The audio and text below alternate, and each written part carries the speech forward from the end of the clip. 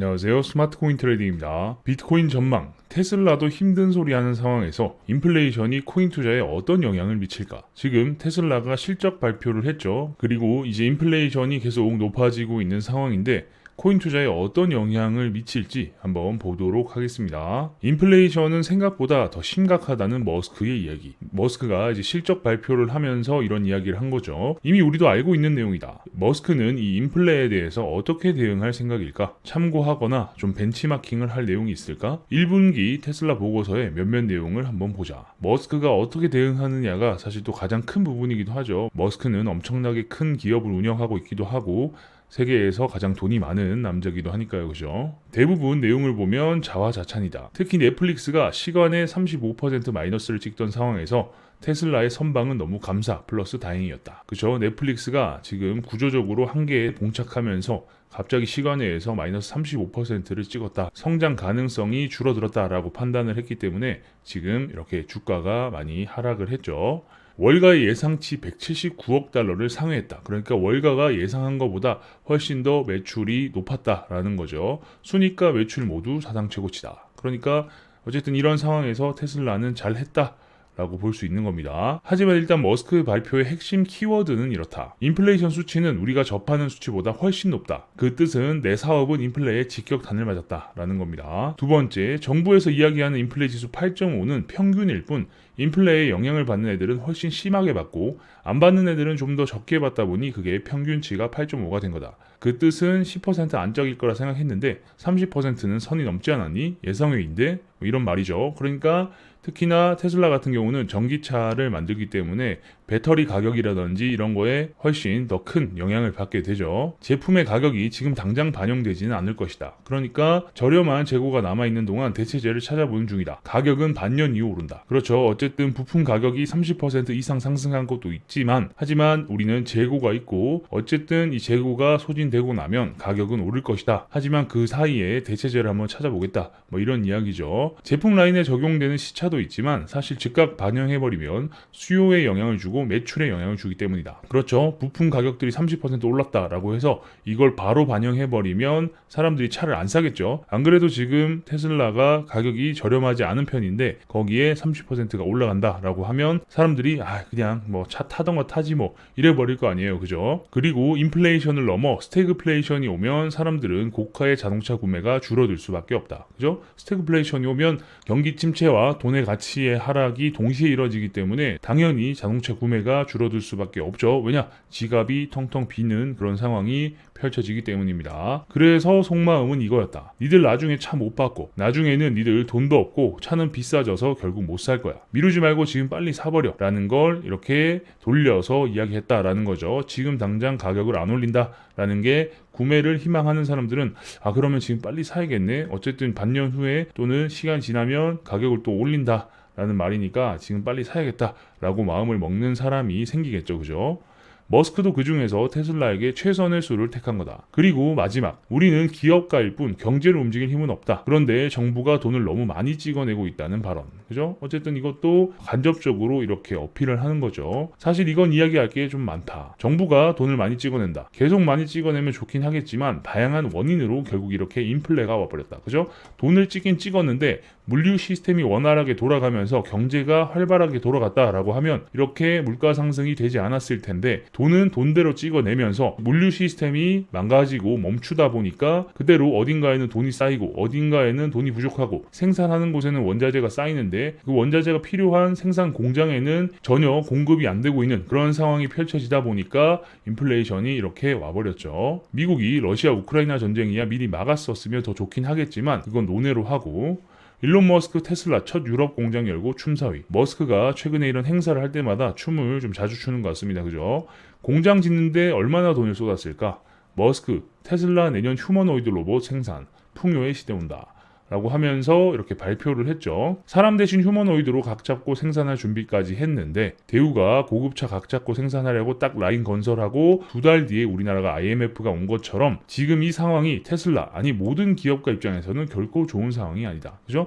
이미 기업들은 스태그플레이션이 왔다 이런 이야기를 하고 있다라고 말씀을 드렸죠. 그리고 이렇게 돈을 쏟아 부어서 휴머노이드 로봇도 만들고 여러 가지로 효율을 생각해서 투자를 했는데 지금 상황이 전반적으로 안 좋아지고 있다라는 겁니다. 테슬라는 배터리 효율도 생산량도 자체 생산 공장도 늘려서 생산량이 폭발해야 하는 시기인데 경기 부양 시기와 맞물리면 참 좋았으련만 근데 이게 지금 테슬라 입장에서는 스텝이 꼬여버린 거다. 그죠? 어쨌든 배터리 효율도 신경 쓰고 생산량도 늘리고 공장도 늘려가지고 생산량을 확 터뜨려야 되는 시기죠. 왜냐? 이제는 테슬라라는 브랜드가 제대로 자리를 잡았기 때문에 이제부터는 생산량을 폭발적으로 늘려서 전 세계에 팔아야 되는 그런 상황이죠. 하지만 이런 것들이 경기 부양 시기와 맞물린다라는 게 어쨌든 테슬라도 돈을 빌리고 융통하고 하죠. 그럴 때 경기 부양을 한다라고 하면 저리로 대출도 받을 수 있고 사람들도 이제 여유가 생기기 때문에 차를 구매할 구매력이 생긴단 말이죠. 그렇게 여러 가지가 잘 맞물려 돌아갔으면 좋았는데 이게 스텝이 꼬여버린 상황이다.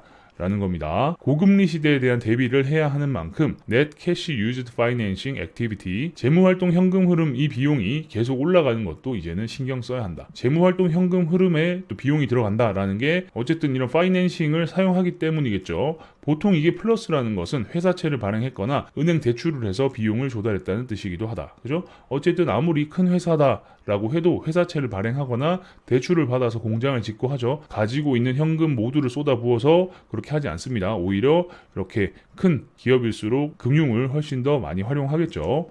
이제 올해 말부터 본격적인 고금리로 나중에 은근히 아플 수 있다. 그러니까 이렇게 회사채 발행하거나 대출을 받았는데 변동금리라서 기준금리가 오르고 대출 이자가 올라버리면 상환해야 될 이자가 커지는 거기 때문에 이게 은근히 부담이 되고 아플 수 있다라는 겁니다. 이번 분기 우리가 장사 잘한 것은 맞지만 다음 분기 발표는 상황이 좋지 않을 거야. 너무 큰 기대는 하지 마. 차 살 거면 빨리 좀 사고 비싸질 거야. 그때가 되면 니들은 가난해지고 주주도 만족하고 성과도 좋고 적절한 앓는 소리에 솔직히 이 정도면 거의 만점에 가까운 발표다. 아무튼 이렇게 발표를 잘 했다라는 거죠. 지금 장사를 잘했지만 다음 분기는 안 좋을 거다. 왜냐? 지금 원자재 가격이 오르면서 부품 가격이 올랐기 때문에 우리는 시간이 지나면 차값을 올리게 될 거야. 라는 거죠. 그렇기 때문에 차 살 거면 지금 빨리 사라. 어쨌든 시간이 지나면 차가 비싸진다. 그리고 그때는 니들은 돈이 더 없어지는 가난한 상황에 처할 거다라는 걸 이렇게 잘 버무려서 발표를 한 거죠. 이런 거 보면 회사들도 인플레를 열심히 나름 대비를 하고 있단 말이지. 그죠? 대비를 안 할 수가 없습니다. 그럼 이제 코인 투자자들은 어떻게 해야 되는지가 나름 답이 서야 하는데 우리는 어떻게 결정하는 게 맞을까? 결론부터 말하면 우리는 답을 결정할 권한이 없다. 그죠? 우리가 뭔가 결정을 해가지고 방향을 바꾸거나 할 수가 없죠. 답은 부자들이 결정하는 거니까. 그냥 우리는 따라가면 된다. 늘 그랬죠. 우리는 부자들이 결정하는 거에 따라가면 됐던 거예요. 만약에 코인을 가지고 있었는데 상승장이 와서 수익이 나면 그건 내 돈으로 코인 가격을 올리는 건 아니었죠. 그렇죠? 시장에 영향을 줄 수 있는 기관이 됐든 조직이 됐든 그런 부자들과 큰손들에 따라서 우리의 수익률이 바뀌었던 것처럼 마찬가지로 우리는 그냥 따라가면 된다라는 거죠. 폴 튜더 존슨은 1970년대 중반 스태그플레이션으로 금 수요가 증가하면서 금 가격이 급등한 점을 지적하며 지금의 비트코인은 내가 처음 사업을 시작한 1976년의 금과 유사하다고 덧붙였다. 그래서 몇몇 헤지펀드들은 2020년부터 비트가 인플레의 해답이라고 생각하며 베팅하기 시작했다. 헤지펀드 건물, 코로나 인플레이션 시대에 난 비트코인의 베팅.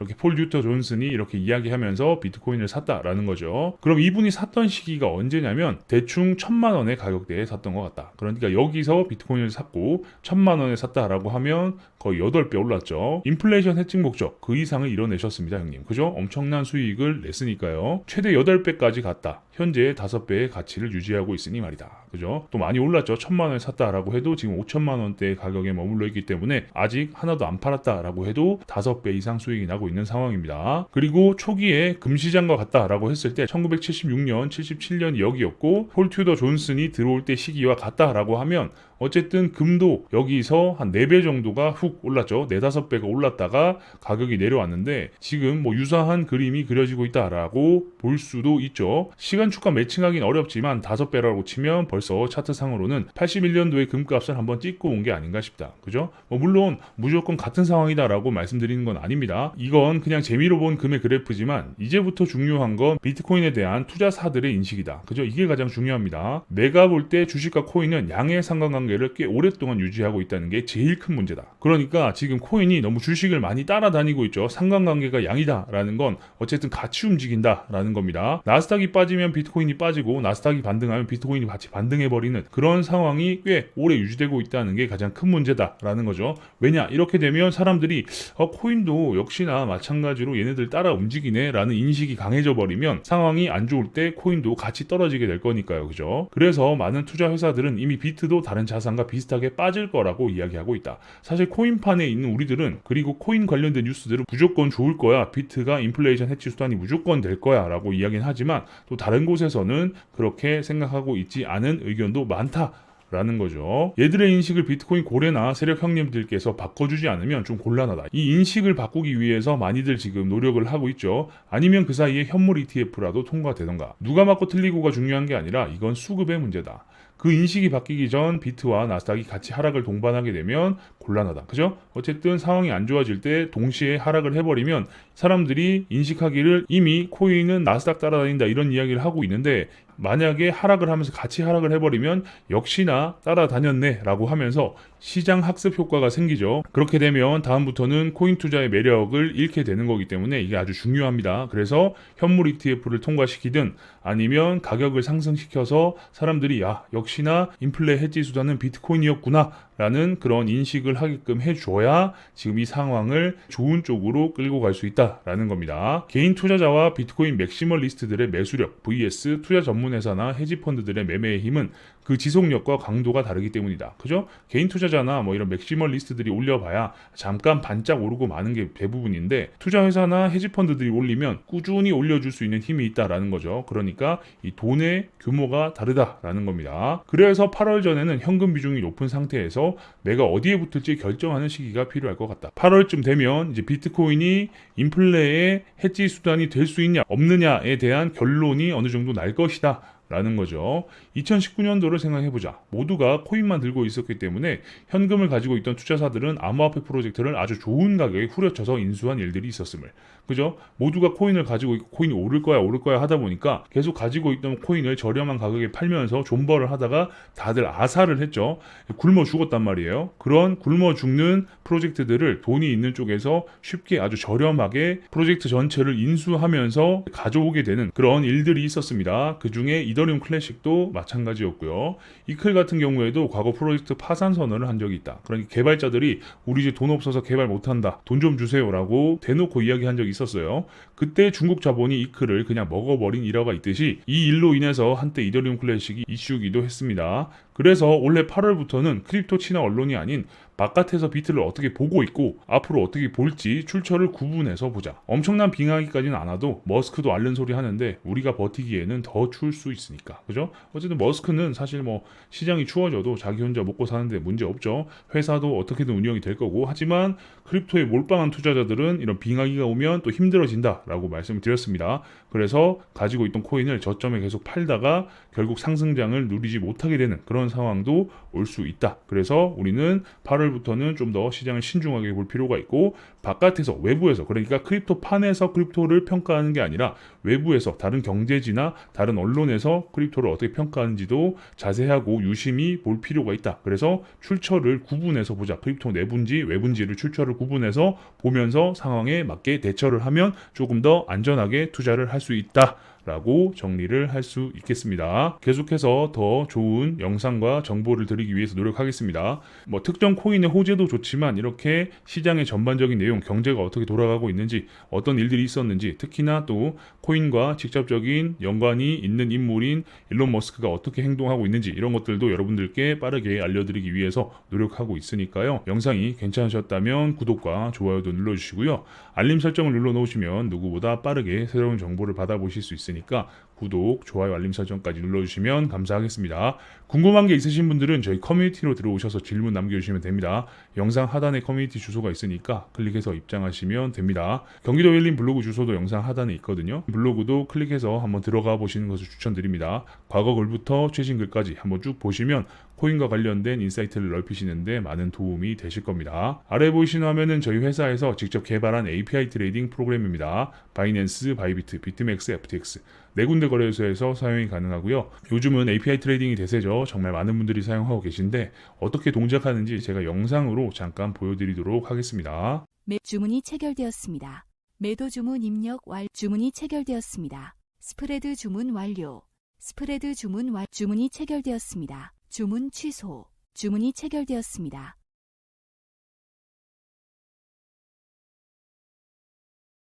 주문이 체결되었습니다. 홈페이지에 들어오시면 더 다양한 내용을 확인하실 수 있는데요. 우측 하단에 보시면 사용법 알아보기 위키가 있습니다. 처음 프로그램을 어떻게 만들었는지, 어떻게 업데이트되어 왔는지, 어떤 기능이 있는지, 어떻게 사용하는지, 거래소별로 API 키는 어떻게 발급받는지 등등의 내용이 있으니까 한번 보시면 프로그램을 사용하시는데 많은 도움이 되실 겁니다. 왜 프로그램으로 만들었냐라는 질문을 많이 해주시는데 그 이유가 속도 때문입니다. API 트레이딩은 특히나 속도가 중요한데요. 주식 HTS도 프로그램으로 서비스를 하잖아요. 그 이유가 속도와 보안 때문인데 저희 역시 마찬가지로 속도와 보안을 고려해서 프로그램으로 서비스하고 있습니다. 그럼 프로그램 이상한 거 아니냐, 믿고 써도 되냐 생각이 드실 수 있죠. 홈페이지 하단에 보시면 사업자 등록 번호가 있습니다. 고객센터 번호도 있으니까요. 운영시간 내에 연락 주시면 언제든 친절히 응대할 수 있도록 하겠습니다. 프로그램도 문제가 없음을 인증받는 한국정보인증, 키카 인증을 모두 마쳤습니다. 그래서 프로그램을 다운로드 받으시고 설치하실 때 보시면 게시자의 HG 파트너스, 저희 회사 이름이 뜹니다. 이 부분을 필히 확인하시고 사용하시면 전혀 문제 없이 사용이 가능합니다. 그 외에 다른 인증들도 마친 안전한 프로그램입니다. 서비스 신청에 들어가시면 기존에 거래소를 사용하고 계신 분들이 프로그램을 체험해 보실 수 있도록 3일 무료 테스트 쿠폰도 발행해드리고 있고 API 설정이라든지 오류가 있어서 프로그램 사용에 문제가 있으신 분들을 위해서 헬프 데스크도 운영 중이고요. 다른 서비스 안내 창도 있으니까 많은 관심과 이용 부탁드리겠습니다. 궁금한 게 있으신 분들은 우측 상단에 보이시는 카카오톡 SCT01로 카카오톡 주셔도 되고요. 아까 말씀드린 저희 커뮤니티에 들어오셔서 질문 남겨주셔도 제가 답변 드릴 수 있도록 하겠습니다. 그럼 다음 영상에서 뵙겠습니다. 감사합니다.